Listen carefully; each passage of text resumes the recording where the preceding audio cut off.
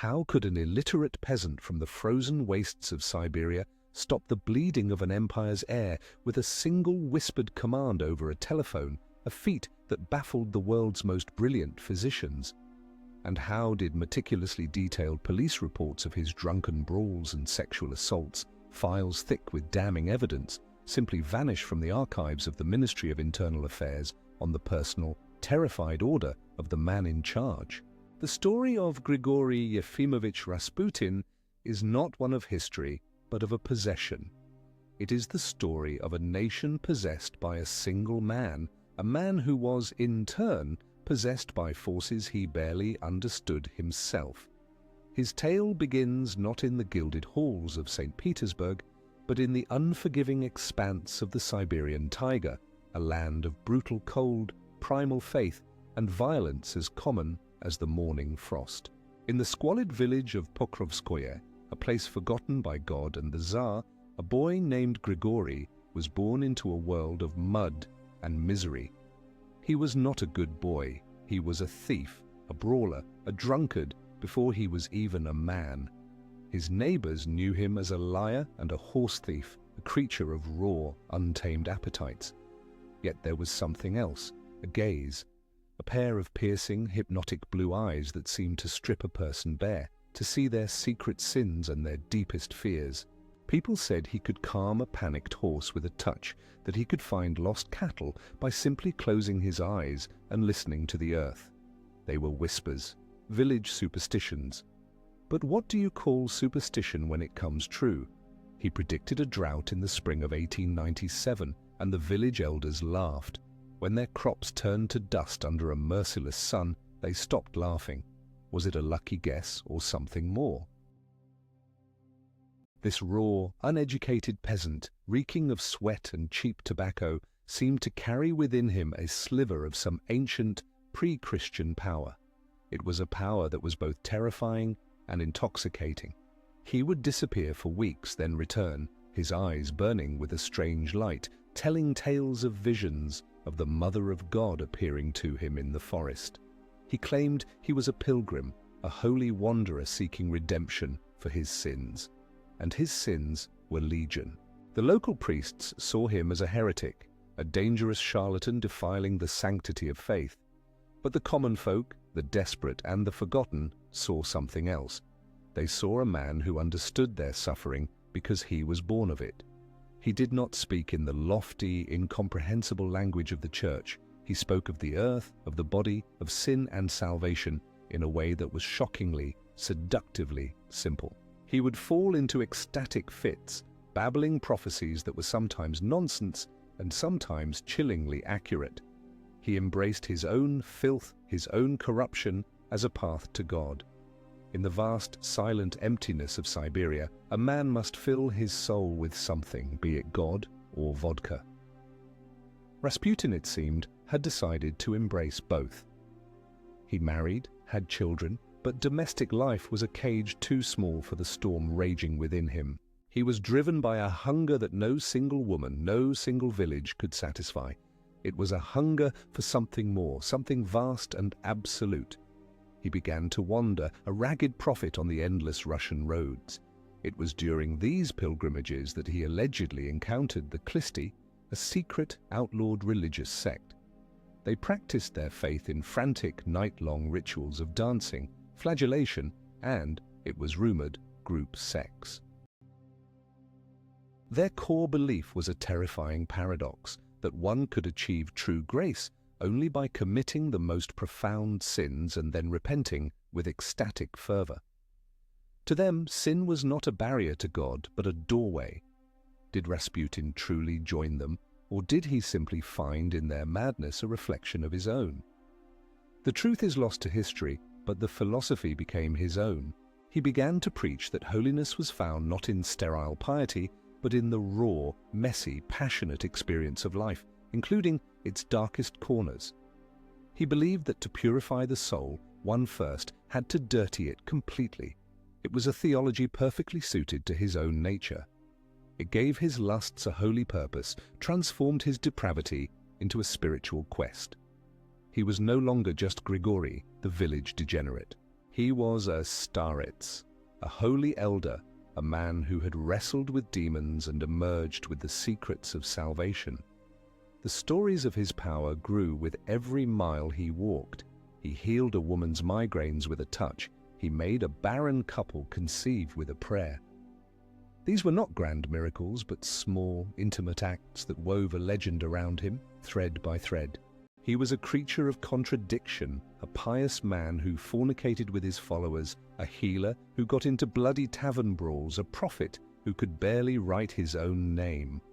But in a land saturated with mysticism and desperate for saviors, these contradictions did not diminish him. They made him more real, more powerful.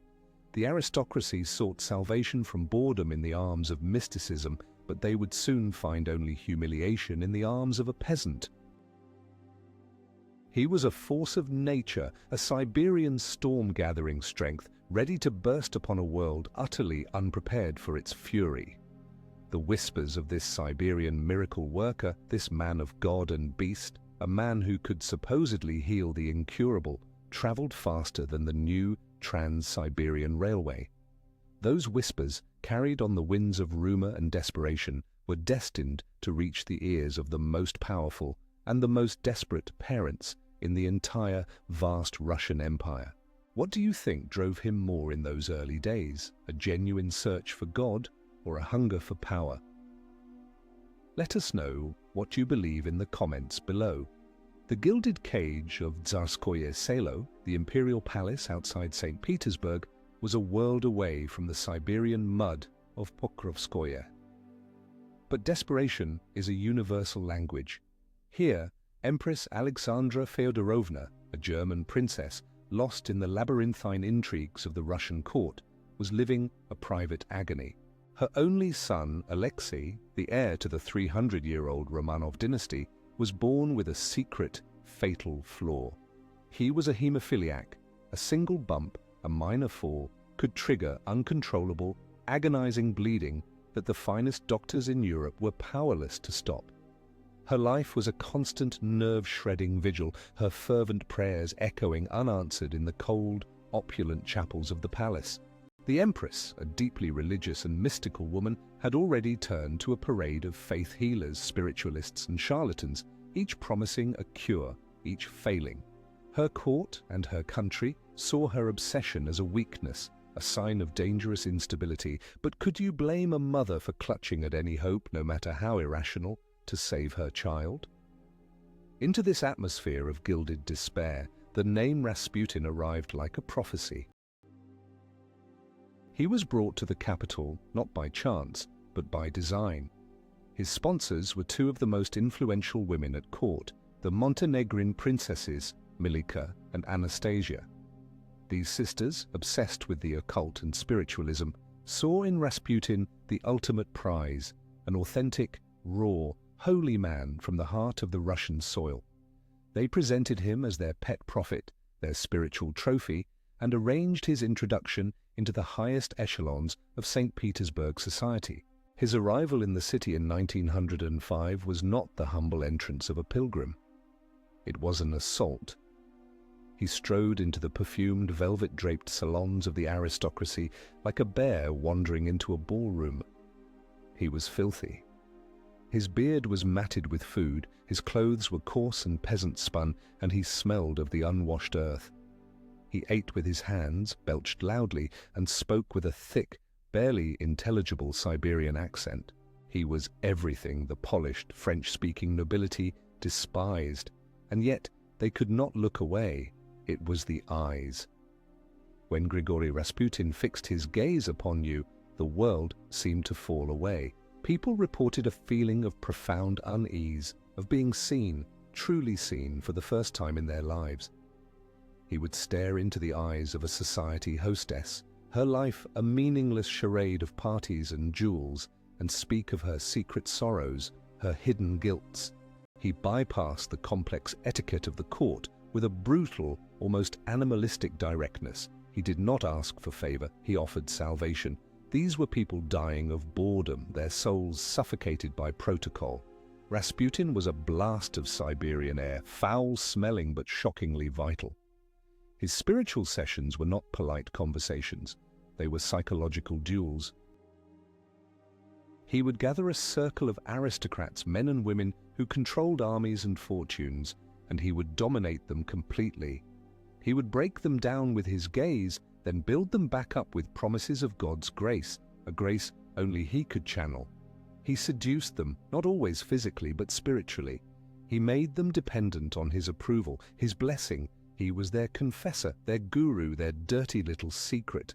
His first meeting with the Tsar and Tsarina, Nicholas II and Alexandra, was carefully orchestrated. It took place on November 1st, 1905. He was presented not as a healer, but as a humble man of God, a starets. He charmed them. His simple peasant faith was a welcome relief from the cynical politics of the court. He spoke to them not as an emperor and empress, but as a worried father and a desperate mother. He did not promise a miracle, not yet. He simply offered comfort and prayer. He was planting a seed. The true test, the moment that would seal his fate and the fate of Russia, was yet to come. He was weaving a web, and the spiders of St. Petersburg society, the grand dukes and princesses, the ministers and ladies-in-waiting, all rushed to be caught in it. They saw him as a tool, a curiosity, a way to gain favor with the empress. They failed to realize that it was he who was using them. Every soul he captured in the capital was just another stepping stone to the one soul he needed to own completely, the Empress Alexandra. Because he understood a fundamental truth of power. He who controls the mother controls the child, and he who controlled the heir controlled the future of the Russian Empire. The call came when the doctors had surrendered. It was the autumn of 1912. The imperial family was at their hunting lodge in Spala, in present-day Poland.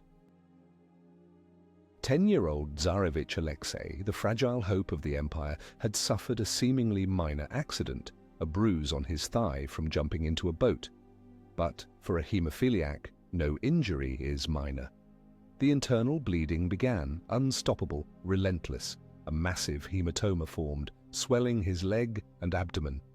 The pain was so excruciating that the boy begged to die. The court physicians, Professor Fedorov and Dr. Botkin, stood by helpless, their faces masks of professional terror. They administered morphine, but it barely touched the agony. They watched the boy's pulse weaken, his temperature soar. They issued the last rites. The official bulletins prepared the nation for the worst. The death of the Tsarevich seemed inevitable. In Tsarskoye Selo, hundreds of miles away, Empress Alexandra was beside herself with grief and terror. In her utter desperation, having exhausted all the resources of modern medicine, she did the only thing left to do. She sent a telegram to Siberia, where Rasputin had been temporarily exiled due to an earlier scandal. The message was a simple, desperate plea for prayer. The reply came quickly. It was a telegram from Rasputin, addressed directly to the Empress. It read, "God has seen your tears and heard your prayers. Do not grieve. The little one will not die. Do not allow the doctors to bother him too much." What happened next remains one of the most fiercely debated and inexplicable events in the history of the Romanov dynasty. Within hours of the telegram's arrival, Alexei's condition stabilized. The bleeding stopped. The fever began to recede. To the utter astonishment of the doctors, the boy began to recover. Was it a coincidence? Had the crisis simply run its natural course? Or was it something else? Dr. Fedorov himself would later admit, the recovery was wholly inexplicable from a medical standpoint. The Empress had no doubts. It was a miracle. Rasputin, the humble peasant from Pokrovskoye, had saved her son from the brink of death with a prayer sent from 1,000 miles away. From that moment on, his position was unassailable. He was no longer just a court curiosity. He was the divinely appointed protector of the heir. He was granted unrestricted access to the palace, to the private lives of the imperial family. He called the Tsar and Tsarina Papa and Mama. He would sit with Alexei for hours, telling him Siberian folk tales, his calming presence seeming to soothe the boy's anxieties, which physicians now know can exacerbate bleeding episodes. He never used medicines. His methods were strange, almost hypnotic. He would stand at the boy's bedside, make the sign of the cross, lay his hands on the child's head, and murmur prayers. His very presence seemed to halt the attacks. The skeptics, and there were many, offered rational explanations. Perhaps Rasputin's simple command to not allow the doctors to bother him was the key. In their panic, the physicians had been administering a host of new experimental drugs, including aspirin, which we now know is a blood thinner and would have been catastrophic for a hemophiliac. By ordering them to stop, Rasputin may have inadvertently removed the very thing that was making the bleeding worse. Others suggested hypnotism. Rasputin's powerful, calming presence could have lowered the boy's blood pressure, constricting the blood vessels and slowing the hemorrhage. But for Alexandra, the explanation was simple and pure. Grigori was a man of God, and his power was divine. The clash between Rasputin and the court physician, Dr. Evgeny Botkin, became a quiet war fought at the bedside of a sick child.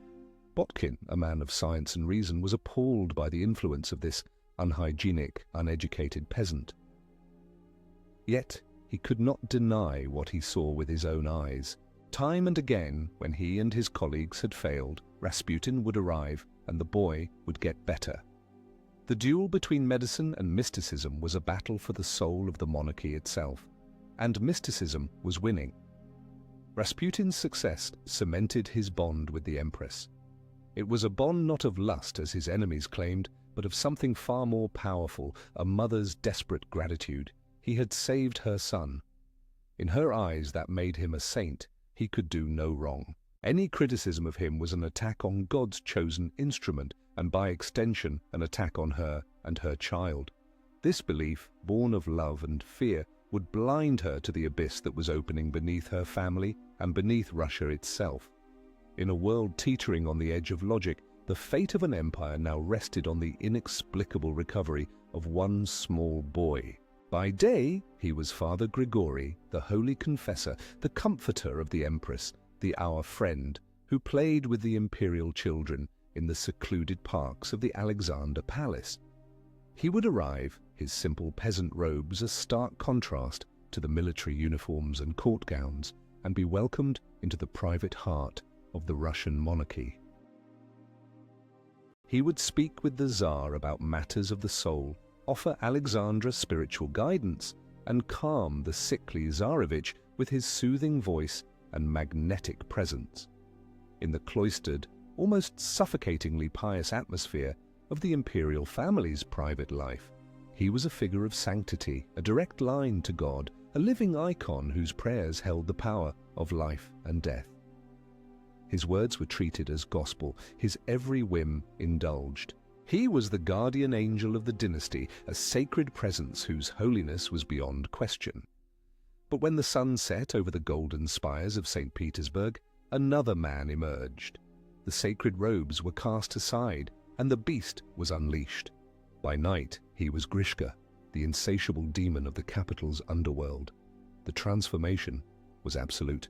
The man who spent his afternoons discussing theology with the Empress would spend his nights in the city's most notorious restaurants and brothels, surrounded by a sycophantic court of his own, prostitutes, actresses, shady financiers, and sensation-seeking aristocrats. His favorite haunt was the Villa Road or the Yar, establishments where the champagne flowed as freely as the gossip. Here the holy elder vanished, replaced by a roaring drunken lecher. Eyewitness accounts, many of them preserved in the meticulous reports of the Okhrana, the secret police who followed his every move, paint a shocking portrait of debauchery. He would consume staggering amounts of Madeira wine, his favorite drink, and launch into wild, ecstatic dances, the Kazatsky, sometimes with a wine bottle balanced on his head, his peasant boots stomping a frantic rhythm on the floor. He would boast openly of his power over the old woman, his contemptuous nickname for the Empress. In one infamous incident, he reportedly dropped his trousers in the middle of a crowded restaurant, brandishing his genitals at the shocked patrons. and boasting that he could do that with the empress. The stories of his sexual appetite were legendary. He preyed on his female followers, a flock of society women who came to him seeking spiritual guidance and ended up in his bed. He taught them his doctrine of salvation through sin, convincing them that physical union with him, a man of God, was a holy act that would purify their souls. It was a grotesque perversion of faith, a spiritual blackmail of the highest order. He took what he wanted when he wanted it. His apartments became a revolving door of petitioners and female admirers. Some were true believers, others were social climbers hoping to use his influence for their husbands' careers, and many were simply drawn to the dangerous, animalistic charisma of the man.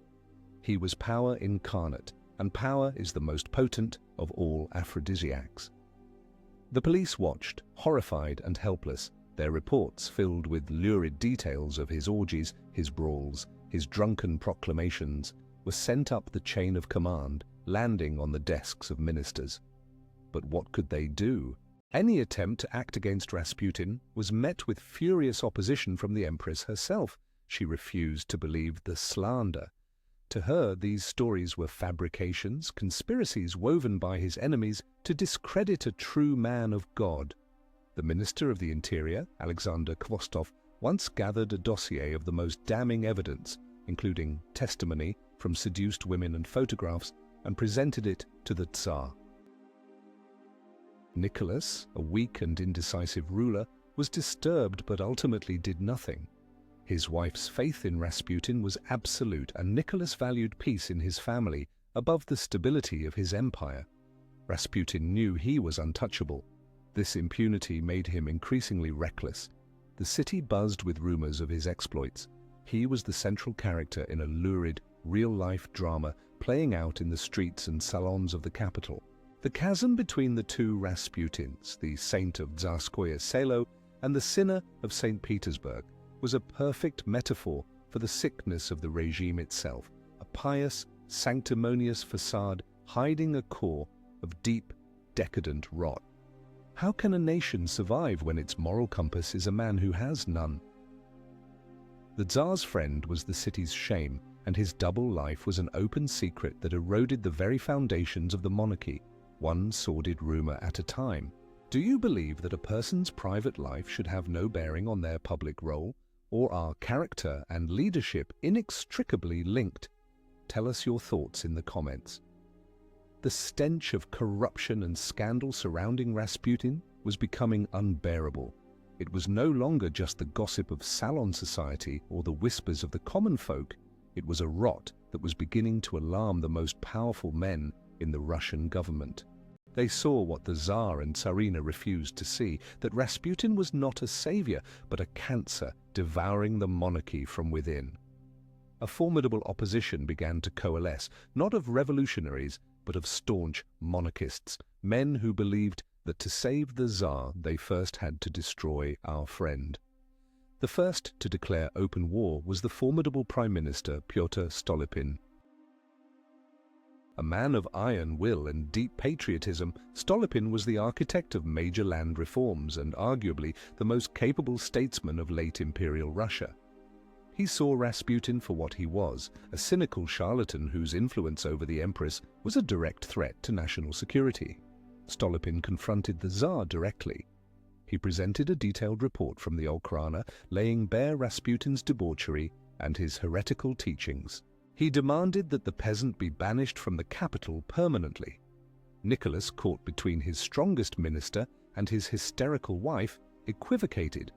But Stolypin was relentless. He used his authority to order Rasputin out of St. Petersburg. For a time, it worked. Rasputin was forced to flee, embarking on a long pilgrimage to Jerusalem in 1911. But it was a temporary victory. Stolypin's power was no match for Alexandra's tears. Rasputin was eventually allowed to return, his influence stronger than ever. The duel between the Prime Minister and the Holy Devil was cut short in September 1911. Pyotr Stolypin was assassinated in a Kiev opera house. With his death, Rasputin lost his most powerful enemy, and Russia lost its last, best hope for peaceful reform. but other enemies rose to take his place. The State Duma, Russia's fledgling parliament, seethed with outrage. Politicians like the fiery right-wing nationalist Vladimir Purishkevich and the liberal Alexander Guchkov used the floor of the Duma to denounce the dark forces surrounding the throne, a thinly veiled reference to Rasputin and the Empress. Their speeches were censored in the press, but they circulated in secret, fueling the growing public anger. Even the Orthodox Church, which had initially been intrigued by the pious peasant, turned against him. The Holy Synod launched an official investigation into his teachings, and prominent churchmen like the monk Iliador and Bishop Hermogen, who had once been his supporters, became his most bitter accusers. They held a dramatic confrontation where they begged Rasputin to change his ways, to stop shaming the throne and the church. When he refused, they reportedly beat him with a crucifix, screaming curses at the devil in peasant's clothing. But these were battles of words and wills. The first to try and end the war with blood was a woman. Her name was Kionia Guseva. A former prostitute, she had become a fanatical follower of the monk Iliador.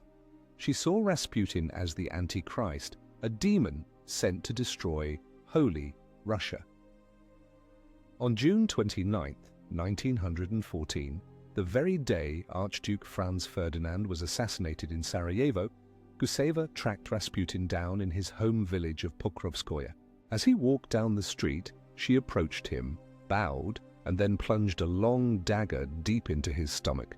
"I have killed the Antichrist!" she screamed. The wound was horrific.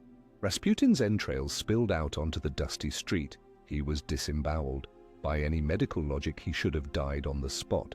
But Rasputin was not a man who followed logic. Bleeding profusely, clutching his own intestines, he managed to stagger back to his house while villagers subdued Guseva. He underwent emergency surgery on a kitchen table and, against all odds, survived. The attack, which was meant to destroy him, had the opposite effect. For his followers, especially the Empress, his miraculous survival was the ultimate proof of his divine protection. He was not just a holy man, he was invincible, a man whom even death could not claim. While he recovered, the guns of August began to roar across Europe. The World War had begun. And as Russia marched into the greatest catastrophe in its history, the man who would hold its fate in his hands was a scarred, half-mad peasant, his mystical status now cemented by the blade of an assassin. He had faced down his enemies, survived their plots, and even cheated death. The hunt for the demon had failed, and in doing so, it had only made the demon stronger. The declaration of World War I was met with a surge of patriotic fervor in Russia. The Tsar, appearing before a vast crowd at the Winter Palace, was hailed as the sacred leader of the Slavic people. But the initial unity was a fragile veneer over a deeply fractured society. The war would demand unprecedented sacrifice, competent leadership, and industrial might. Russia possessed none of these. And at the heart of the government, in the quiet sanctum of Tsarskoye Selo, a cancer of incompetence and mysticism was metastasizing, with Rasputin as its primary agent. In August of 1915, Tsar Nicholas II made a decision of catastrophic foolishness. Against the advice of all his ministers, he dismissed his uncle, the experienced Grand Duke Nicholas Nikolaevich, and assumed the role of supreme commander of the Russian army himself. He departed for military headquarters at Mogilev, hundreds of miles from the capital. This act, meant to inspire his troops, effectively decapitated the civil government. In his absence, he left control of domestic affairs in the hands of his wife, the Empress Alexandra. And Alexandra, in turn, was in the hands of Grigori Rasputin. The result was a period of political chaos known as the ministerial leapfrog. Government ministers were appointed and dismissed with bewildering speed, based on little more than their loyalty to Rasputin. Competence was irrelevant. Devotion to the holy man was everything. A sycophant recommended by Rasputin would be appointed Minister of the Interior.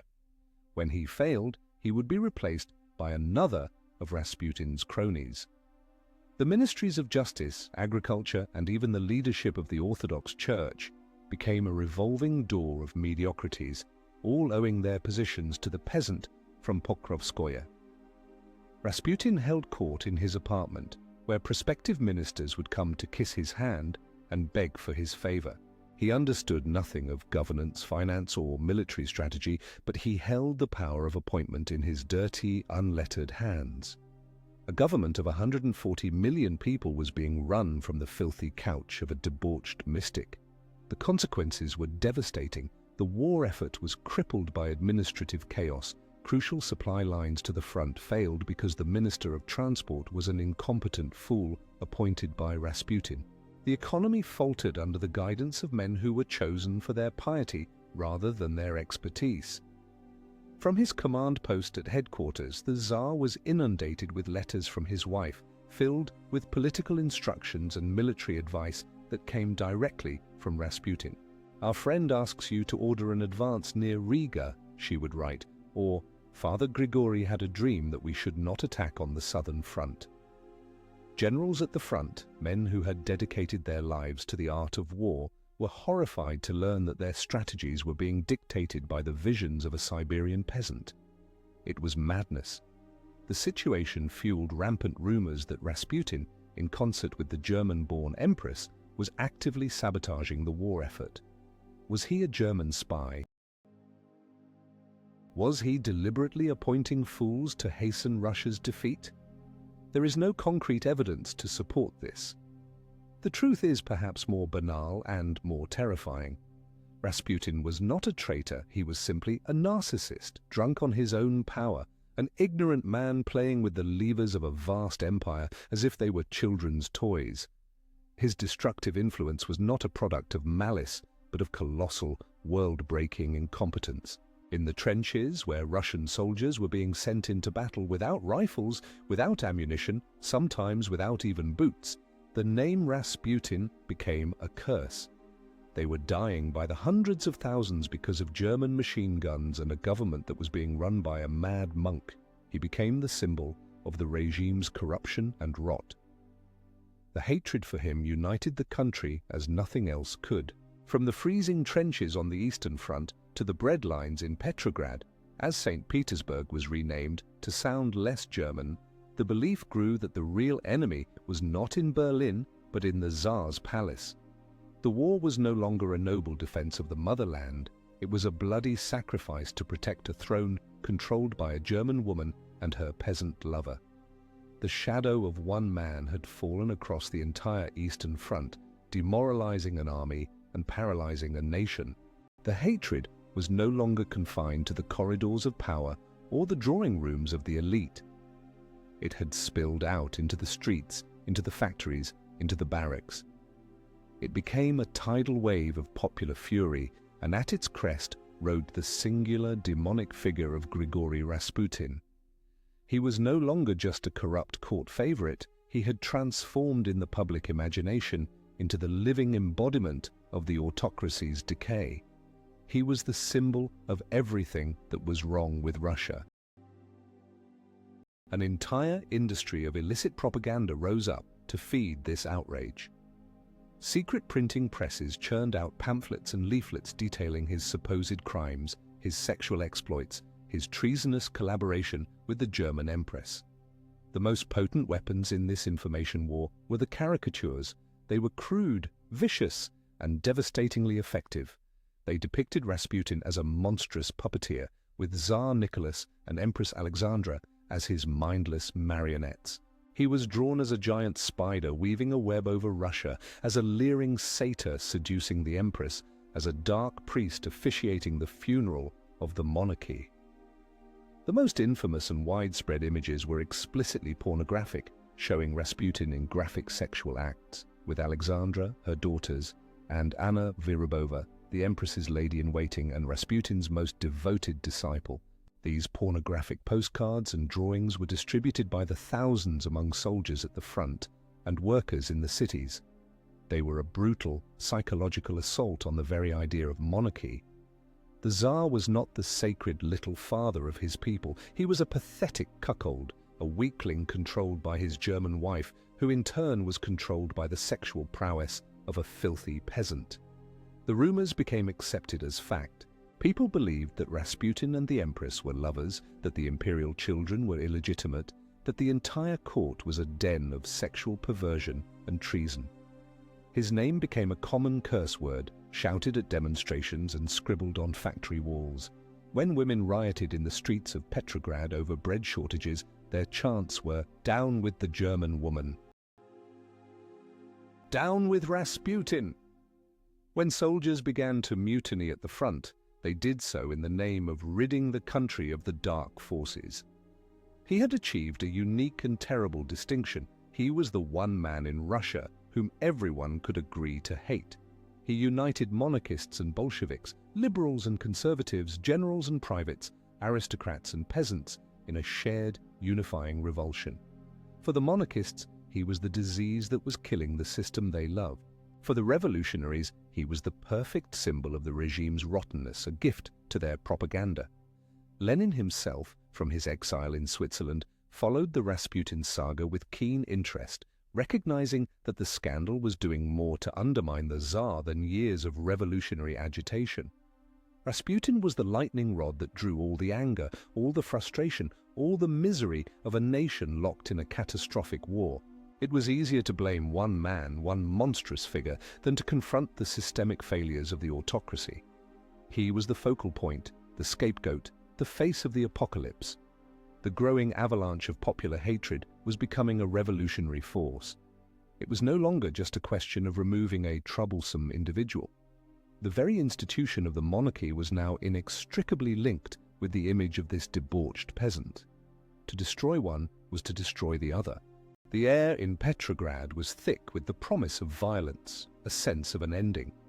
The empire was a magnificent hollowed-out tree, rotten to the core. All it needed was one final push to come crashing down, and the axe was already being sharpened.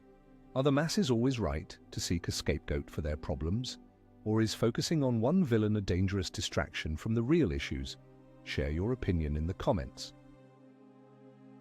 The decision was made not in the smoky backrooms of revolutionaries, but in the opulent, silk-lined study of a palace on the Moika Canal. The saviors of Russia in their own minds were not to be bomb-throwing anarchists, but men from the very pinnacle of the aristocracy. They were not trying to overthrow the Tsar, they were trying to save him from himself and from the demon who controlled his wife. The conspiracy was born of a toxic cocktail of patriotism, personal ambition, and aristocratic arrogance. At its center was Prince Felix Yusupov. He was the heir to the largest private fortune in Russia, a man of dazzling wealth, decadent tastes, and ambiguous sexuality. He had married the Tsar's niece, Princess Irina, and considered himself part of the imperial family. Yusupov was initially fascinated by Rasputin, even seeking his help for his own psychological ailments. But his fascination curdled into a murderous hatred. He came to see Rasputin as a national humiliation and perhaps a personal rival for influence. His primary co-conspirator was Grand Duke Dmitry Pavlovich, the Tsar's cousin. A dashing young cavalry officer, Dmitry was rumored to have been one of Felix's lovers. His motives were less complex. He was a soldier and a Romanov, and he believed Rasputin was destroying both the army and the dynasty. The third key figure was Vladimir Purishkevich, the fire-breathing right-wing politician from the Duma. He was a rabid anti-Semite and an ultra-nationalist, but he was also a fervent monarchist. In his eyes, killing Rasputin was a patriotic duty, a surgical strike to cut the cancer from the body of the state. These three formed the core of the plot. They were joined by a military doctor, Stanislaus Lazovert, who was tasked with preparing the poison, and a junior army officer. Their plan, hatched over clandestine meetings fueled by fine wine and righteous fury, was a strange mix of meticulous detail and naive theatricality. Yusupov would be the bait. He would use his friendship with Rasputin to lure him to his palace on the Moika, under the pretext of meeting his famously beautiful wife, Irina, whom Rasputin had long expressed a desire to meet. Irina, conveniently, would be in Crimea at the time. The murder was set for the night of December 16, 1916. Yusupov prepared a special cellar room in the palace. It was elegantly furnished, designed to look cozy and inviting. A gramophone was set up to play music, creating the illusion of a party upstairs where Irina was entertaining guests. The trap was being set. Dr. Lazovert was given the task of poisoning the bait. He ground cyanide crystals into a fine powder. He then painstakingly inserted the poison into the pink cream centers of several cakes. He also laced several glasses of Rasputin's favorite Madeira wine with enough potassium cyanide to kill several men almost instantly. The conspirators were amateurs playing a deadly game. Their psychological state was a mess of high-strung nerves, patriotic fervor, and sheer terror. Yusupov, in his memoirs, describes the days leading up to the murder as a hallucinatory blur. They were convinced they were acting as the instruments of God's will, the righteous executioners of a national menace. They believed that with one death, they could reverse the course of history, restore the dignity of the throne, and win the war. It was a fantasy born of desperation. They failed to understand that Rasputin was not the cause of Russia's sickness, but merely its most grotesque symptom. Killing the symptom would not cure the disease. As the cold December night descended on Petrograd, the conspirators gathered at the Moika Palace. The poisoned cakes were arranged on a plate. The laced Madeira was decanted. A heavy bearskin rug was placed on the floor, perhaps to muffle the sound of a fall, or to soak up the expected blood. Everything was ready. All they needed was for their victim to walk into the trap. Yusupov, his hands trembling, went to fetch Rasputin. The final act of the tragedy was about to begin. The car carrying Prince Yusupov and Grigori Rasputin pulled up to the side entrance of the Moika Palace shortly after midnight. The city was silent, cloaked in snow and darkness. Rasputin was in a good mood, dressed in a fine silk shirt embroidered by one of his followers, clearly anticipating a delightful evening and a meeting with the beautiful Princess Irina. Yusupov led him down a narrow staircase into the prepared cellar, a cozy, soundproofed chamber designed for murder. The prince was a nervous wreck, his heart pounding. He offered Rasputin the poisoned cakes. Rasputin, complaining of a scratchy throat, refused them at first, opting instead for the wine.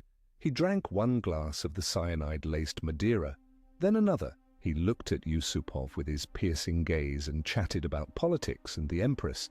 Nothing happened. The poison, which should have killed him in seconds, seemed to have no effect whatsoever. Baffled and increasingly panicked, Yusupov watched as Rasputin, a little while later, picked up a pink cake and ate it. Then another. He consumed several cakes, each one packed with enough cyanide to fell an ox. Still he sat there, talking, his constitution seemingly immune to the deadly toxin. Why did the poison fail? Theories abound. Perhaps the cyanide was neutralized by the sugar in the cakes and wine. Perhaps Dr. Lazovert, his nerve failing him at the last minute, substituted a harmless powder. Or perhaps, as the legend insists, Rasputin's body was simply not of this world. Growing desperate, Yusupov made an excuse and ran upstairs to his fellow conspirators. They were in a state of near hysteria. The plan had failed. Yusupov grabbed a Browning revolver from Grand Duke Dmitri and went back down.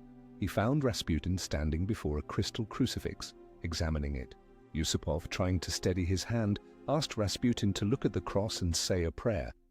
As Rasputin's head turned, Yusupov fired, aiming for the heart. The shot echoed in the small room. Rasputin gave a wild scream, clawed at his chest, and collapsed onto the bearskin rug. The conspirators rushed into the room. Rasputin was motionless, a dark stain spreading on his silk shirt. Dr. Lazovert checked his pulse. There was none. He was pronounced dead. The murderers, giddy with relief and champagne, began to plan how to dispose of the body. Yusupov, for reasons he could never properly explain, felt a sudden urge to go back and look at the corpse one more time. He leaned over the body. Suddenly, Rasputin's left eye fluttered open, then the right. With a demonic roar, the dead man lunged to his feet, Froth bubbled from his mouth as he grabbed Yusupov by the shoulders, tearing one of his epaulets off. "Felix! Felix!" he rasped, his eyes burning with an unholy light. Yusupov, screaming in pure animal terror, broke free and fled up the stairs. The other conspirators watched in horror as Rasputin, bleeding and full of poison, staggered up the stairs behind him and out into the palace courtyard. He was trying to escape, roaring his murderer's name into the frozen night air. Purishkevich, the politician, was the only one who kept his wits. He ran out after Rasputin, his own pistol drawn.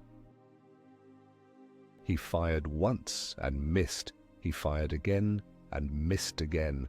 Rasputin was scrabbling at the high iron gate, trying to climb it. Purishkevich took careful aim and fired a third time, hitting Rasputin in the back. The fourth shot struck him in the head. Rasputin fell silent into a snowbank. But his murderers were taking no more chances. They descended on the body like a pack of wolves, beating it with a heavy iron club, crushing his skull and face into an unrecognizable pulp. This was no longer a political assassination. It was a frenzied, ritualistic slaughter driven by terror. They dragged the mutilated corpse back inside, wrapped it in a heavy curtain, bound it with ropes, and drove it to the Petrovsky Bridge. There, in the pre-dawn darkness, they heaved the body over the railing and into a hole in the ice of the Malaya Nevka River. The demon, at last, was gone. Or so they thought. The murder did not save Russia. It broke the last seal, unleashing the whirlwind. Rasputin's body was discovered a few days later, frozen solid. The autopsy revealed a final, horrifying detail. There was water in his lungs. This meant that after being poisoned, shot multiple times and bludgeoned, he had still been alive when they threw him into the icy river.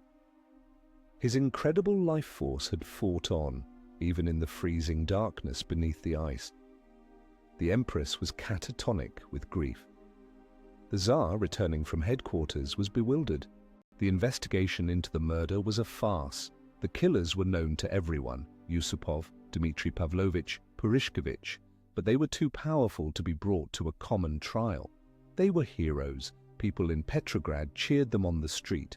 The Tsar, under pressure, simply exiled them, Yusupov to his country estate, Dmitry to the Persian front. This lenient punishment for murdering the Empress's favorite was the final insult, a sign of the Tsar's ultimate weakness. The death of Rasputin failed to produce the national unity his murderers had dreamed of. Instead, it created a power vacuum around the throne, which was now filled with nothing but chaos and paranoia. The one figure, however corrupt, who had held the Empress's will in his hand was gone, and she was now adrift in her grief and delusion. The revolution they had hoped to prevent was now inevitable. Rasputin had left behind a famous prophecy, a letter written shortly before his death. In it, he predicted, "If I am killed by common assassins, and especially by my brothers the Russian peasants, you, Tsar of Russia, have nothing to fear. But if I am murdered by boyars, nobles, their hands will remain soiled with my blood. For 25 years they will not wash their hands from my blood. They will leave Russia. Brothers will kill brothers. And for 25 years there will be no nobles in the country. Tsar of the land of Russia, if you hear the sound of the bell which will tell you that Grigori has been killed, you must know this. If it was your relations who have wrought my death, then no one of your family, that is to say, none of your children or relations, will remain alive for more than 2 years. They will be killed by the Russian people." Within 10 weeks of his murder, the February Revolution erupted. Food riots in Petrograd spiraled into a general strike and a military mutiny. The monarchy, hollowed out and universally despised, collapsed in under a week. Tsar Nicholas II abdicated his throne, ending 3 centuries of Romanov rule. Less than 2 years after Rasputin's death, his prophecy was fulfilled in a bloody cellar in Ekaterinburg. Nicholas, Alexandra, and their 5 children, including the once healed Alexei, were brutally executed by a Bolshevik firing squad. The fates of his murderers were varied. Yusupov and Dmitry escaped Russia and lived out their lives in European exile, haunted by the memory of that terrible night. Purishkevich died of typhus fighting the Bolsheviks. The Russia they had tried to save was consumed by a savage civil war, a conflict that saw brothers killing brothers, just as the prophecy had foretold. Rasputin's legacy is as complex and contradictory as his life. In the Soviet Union, he was a convenient symbol of Tsarist depravity. In the West, his legend mutated. He became a cartoon villain, a mad monk, a B-movie monster. In more recent times, he has been reimagined as a pop culture icon, a sex symbol, the subject of disco songs and video games, his name a brand synonymous with Russian mysticism and sexual excess. Was he a cause of the Russian Revolution, or merely a consequence of its inevitability? Was he a true mystic, a cunning charlatan, or a mentally ill peasant crushed under the weight of a historical moment he could not comprehend? He was, perhaps, all of these things. He was a mirror. In his murky, hypnotic eyes, the dying Russian elite saw reflected their own deepest desires, their superstitions, their secret sins, and their terror of the modern world. He did not create the rot, he merely gave it a human face. His ghost still haunts Russia, a potent symbol of the dark forces, the charismatic, irrational power that can rise from the depths of the national soul to mesmerize and destroy. The story of Rasputin serves as a timeless, brutal warning. When a nation loses its faith in reason, it will inevitably fall prey to demons, whether they come from hell or from a muddy village in Siberia. His killers believed that by destroying one man, they could save an empire. But their act only accelerated the collapse, unleashing the chaos of revolution. This forces us to consider the nature of radical change. For a society on the brink, what is the better path? A swift, violent revolution that promises a new world but risks total destruction, or a slow, painful evolution that may not be enough to avert the disaster? Your choice reflects your philosophy. Write it in the comments.